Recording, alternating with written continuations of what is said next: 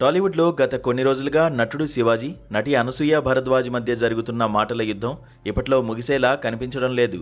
హీరోయిన్ల వస్త్రధారణపై శివాజీ చేసిన వ్యాఖ్యలు చిలికి చిలికి గాలివానలా మారి ఇప్పుడు వ్యక్తిగత దోషణలు, మీడియాపై ఆరోపణల వరకు వెళ్లాయి.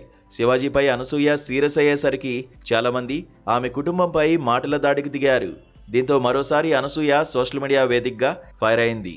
హీరోయిన్లు నిండుగా బట్టలు వేసుకోవాలి అంటూ శివాజీ చేసిన వ్యాఖ్యలతో ఈ రచ్చ మొదలైంది. దీనిపై అనసూయ స్పందిస్తూ తన డ్రెస్సింగ్ విషయంలో ఎవరి సలహాలు అవసరం లేదని ఘాటుగా రియాక్ట్ అయ్యారు.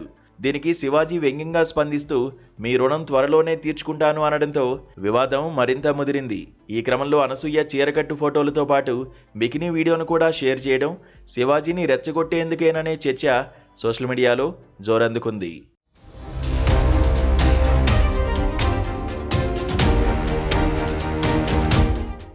తనపై జరుగుతున్న ప్రచారాన్ని ఉద్దేశించి అనసూయ ఇన్స్టాగ్రామ్లో సుదీర్ఘమైన పోస్ట్ పెట్టుకొచ్చింది. తన మాటలను కొన్ని మీడియా సంస్థలు, వ్యక్తులు ఉద్దేశపూర్వకంగా వక్రీకరిస్తున్నారని ఆమె మండిపడింది. కొంతమంది రాబందుల్లాంటి వ్యక్తులు, బాధ్యతారహిత మీడియా సంస్థలు, స్మార్ట్ ఫోన్లు, మైకులు పట్టుకుని తిరిగే సామాజిక అక్షరాస్యత లేనివారు నా మాటలను వక్రీకరిస్తున్నారు. ప్రజలను రెచ్చగొట్టడం, సాధారణ పురుషులు, మహిళలను తప్పుదోవ పట్టించడం కోసమే ఇలాంటి మోసపూరిత కథనాలు సృష్టిస్తున్నారు.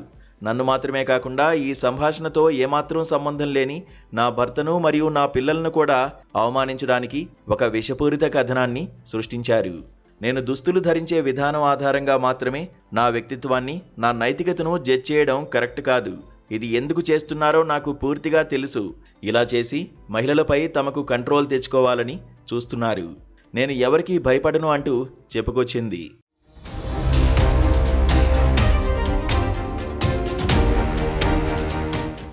తాజాగా శివాజీ చేసిన వివాదాస్పద వ్యాఖ్యలపై స్పందించిన మహిళా కమిషన్ ఆయన్ను విచారణకు పిలిపించింది.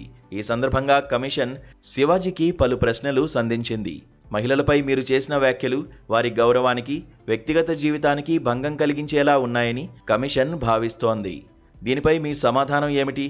ఒక సినిమా నటుడిగా మీరు చేసే వ్యాఖ్యలు సమాజంపై తీవ్ర ప్రభావం చూపుతాయని తెలిసి కూడా ఎందుకు ఇలా మాట్లాడారు? మహిళల వస్త్రధారణ ఆధారంగా వారి వ్యక్తిత్వాన్ని అంచనా వేయడం రాజ్యాంగ స్ఫూర్తికి విరుద్ధం. విద్యావంతుడైన మీకు ఈ విషయం తెలీదా? మీ వ్యాఖ్యలు మహిళలను కించపరిచేలా లేవని మీరు భావిస్తే దానికి తగిన ఆధారాలను లేదా వివరణను సమర్పించండి. మీ మాటలు మహిళలపై దాడులను ప్రోత్సహించే విధంగా ఉన్నాయని ఫిర్యాదులు వచ్చాయి. దీన్ని మీరు ఎలా సమర్థిస్తారు అని కమిషన్ ప్రశ్నించింది. కమిషన్ అడిగిన ప్రశ్నలకు శివాజీ స్పందిస్తూ ఇకపై మహిళల విషయంలో ఎప్పుడూ చులకనగా మాట్లాడబోనని పేర్కొన్నారు.